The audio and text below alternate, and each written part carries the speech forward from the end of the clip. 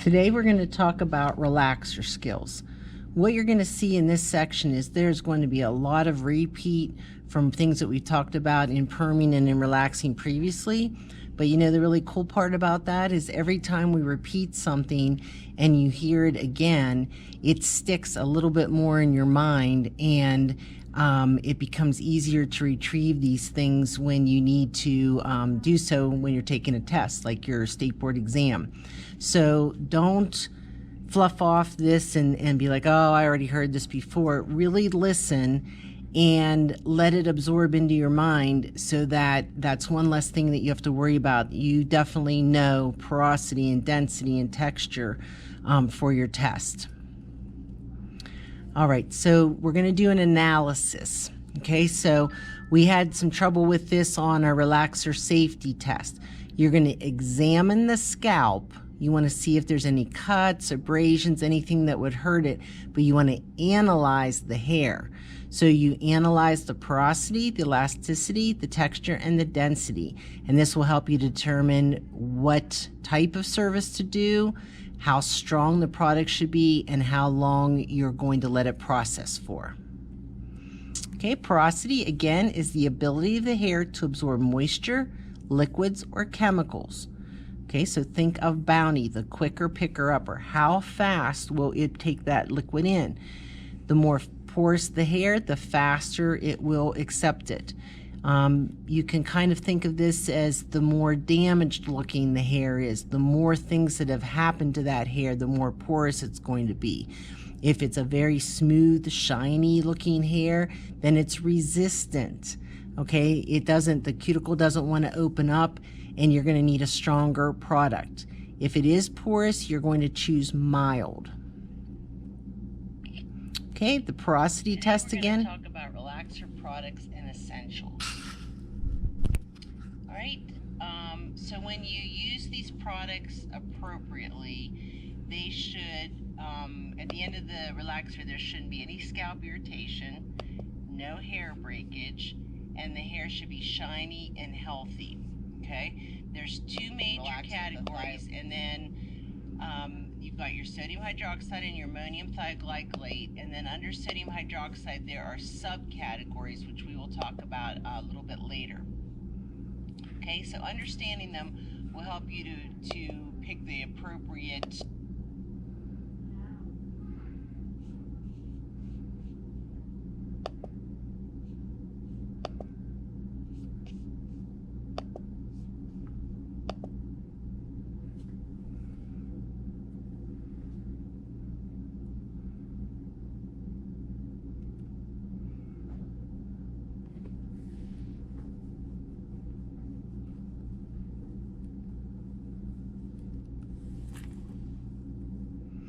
Okay, the porosity test, also known as a finger test. Again, remember, you're running your fingers backwards along the hair strand from the ends towards the scalp.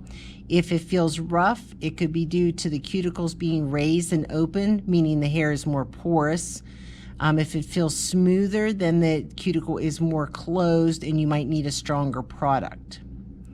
Elasticity, the ability to stretch and return without breaking. That's the key. Okay, the porosity test is also known as the finger test. And remember, this is where you run your fingers from the ends of the hair towards the scalp. If the hair feels bumpy and rough, then that could mean that the cuticle is more open and the hair is more porous.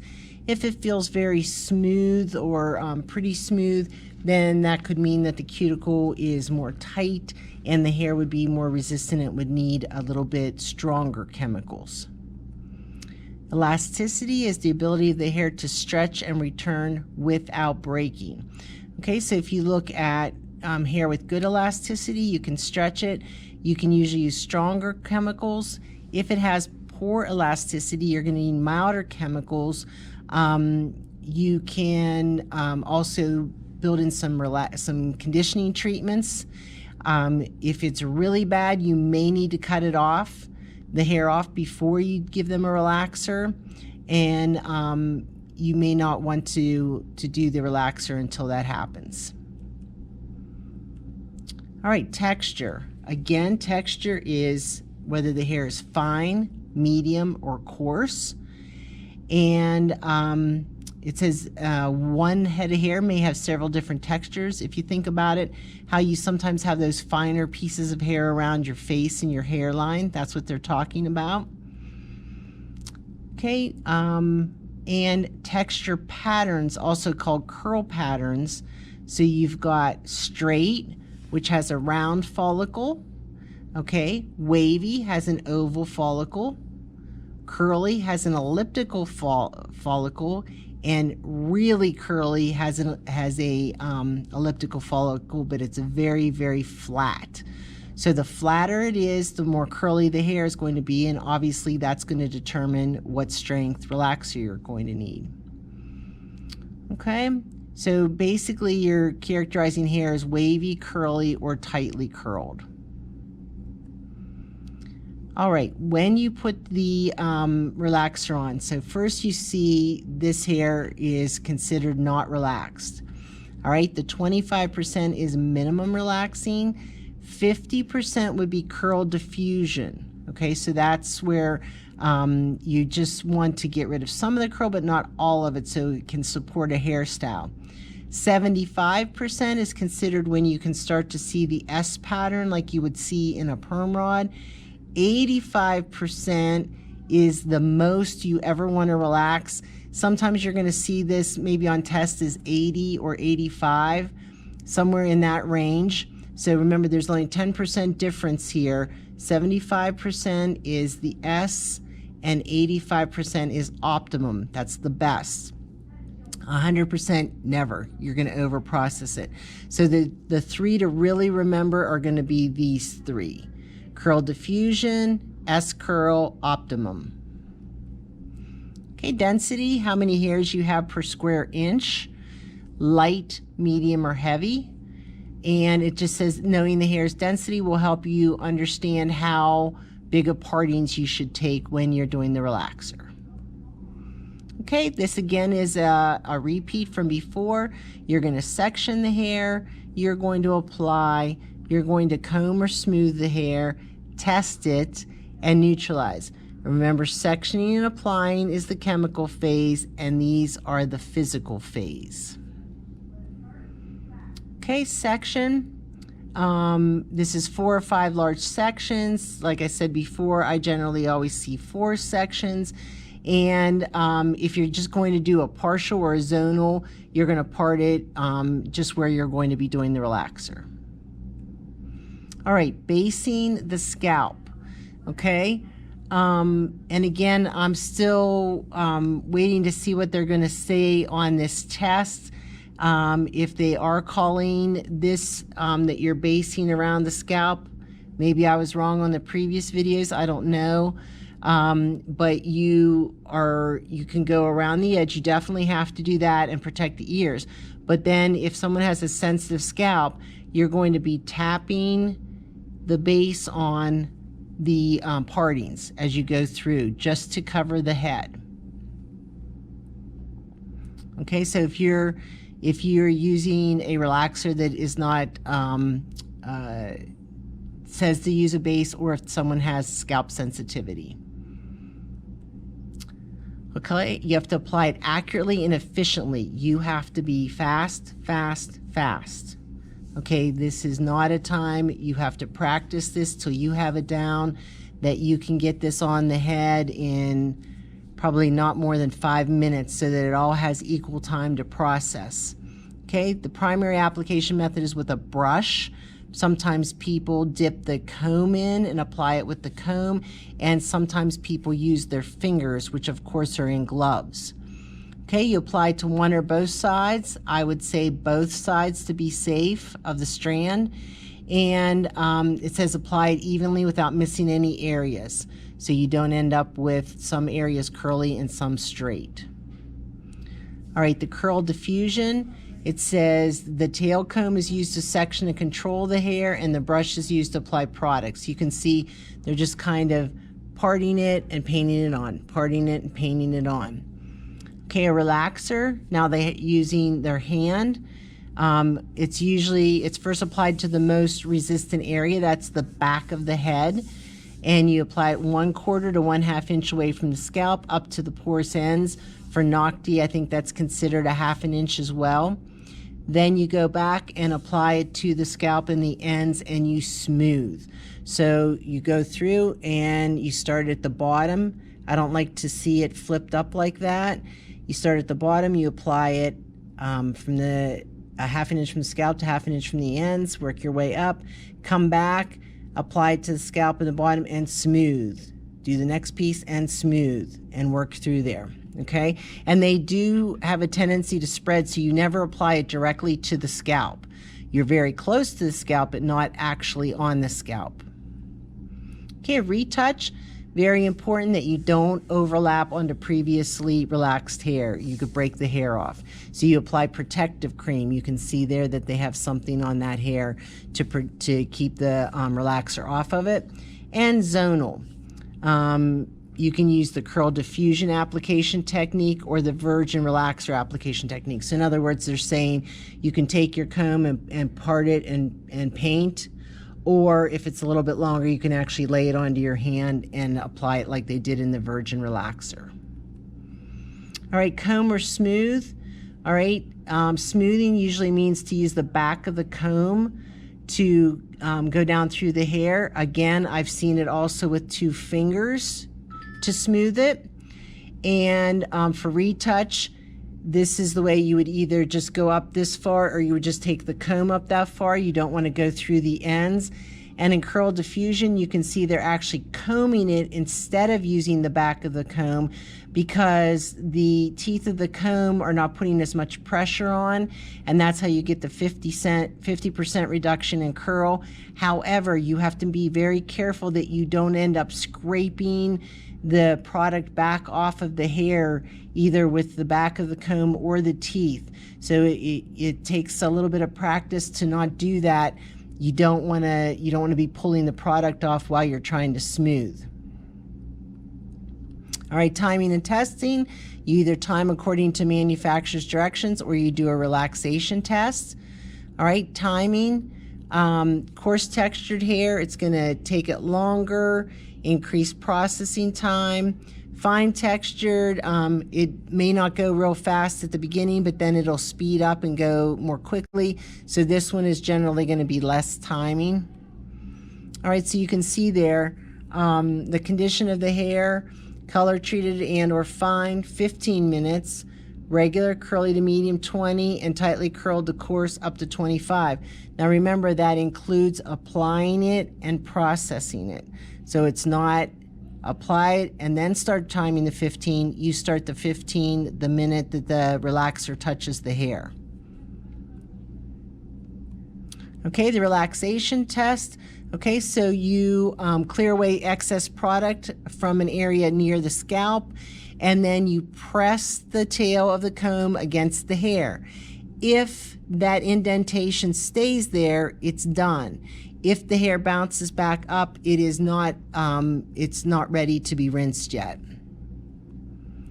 Okay, you rinse with high pressure and you take your time and you thoroughly remove every little bit of it. And it says check closely in nape and behind the ear because they're more difficult to rinse. We know that from whether we're doing perms or we're doing color. Everything is more difficult to rinse there. That's where it comes in handy with the color changing, neutralizing shampoo to help ensure that you've gotten everything off there. Okay, chemicals left in the hair will remain active. You're going to end up with hair loss if you don't get it rinsed properly. Okay, blotting. You would never want to take the towel and go like this to dry this hair. This is your padding. You're just going to blot it and pat it. You want to be very gentle with the hair at this point to get rid of the excess moisture, but not to move it around too much.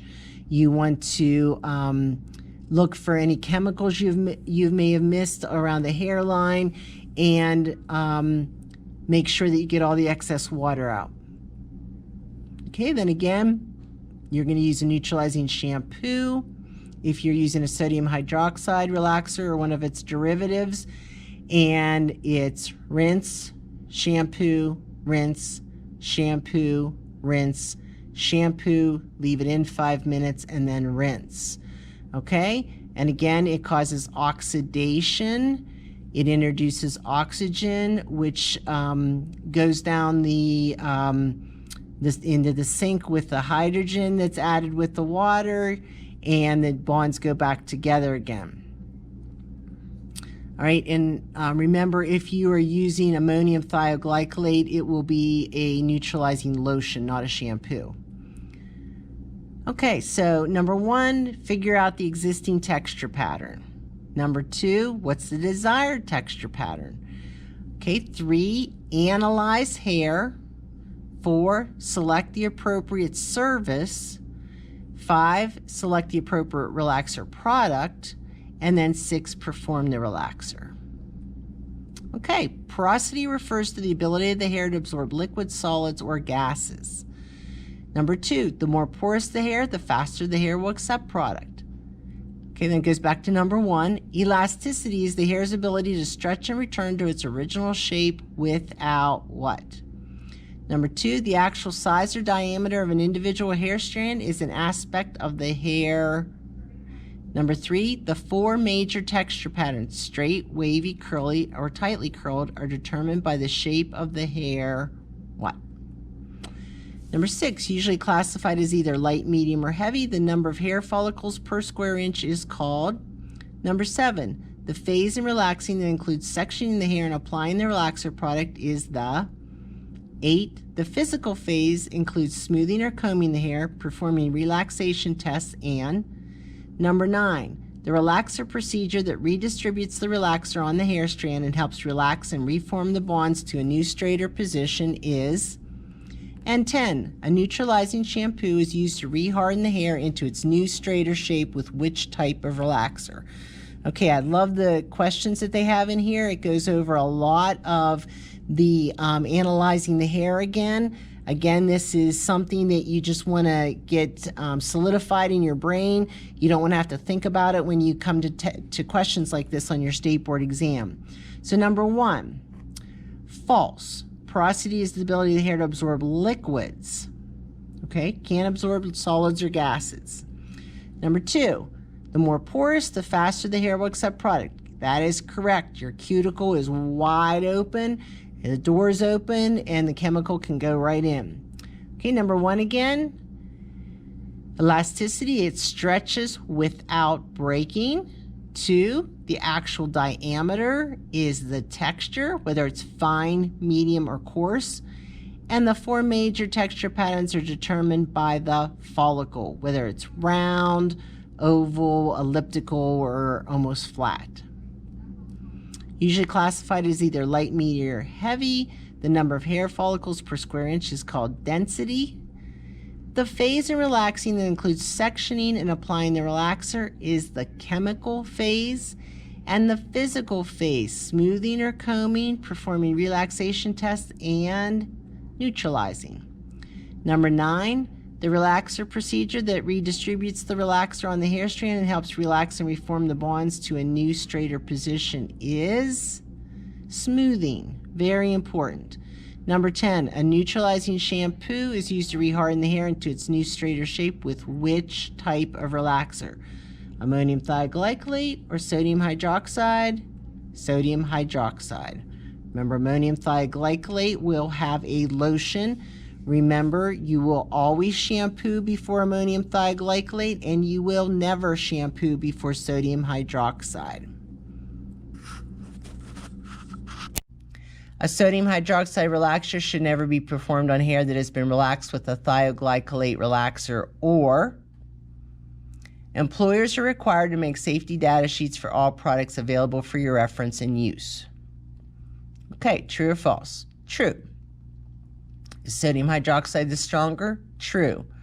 Ammonium thioglycolate is used on non-resistant hair. This is your just wavy hair. It's not, the cuticle's not very tight. Do not apply to hair that is extremely porous. And your sodium hydroxide relaxers have a pH of 11.5 to 14. Ammonium thioglycolate, 8.5 to 9.5, much lower. Neutralizer reduces swelling caused by alkaline formulas. Remember, neutralizer is 2.5 to 7, so it's acid. So it's going to take it back to the acid side of the pH scale, so that reduces the swelling. Neutralize sodium hydroxide relaxers with a neutralizing shampoo. Never perform a sodium hydroxide relaxer on hair that's been relaxed with thioglycolate or vice versa. And you have to have an SDS for all products used in the salon.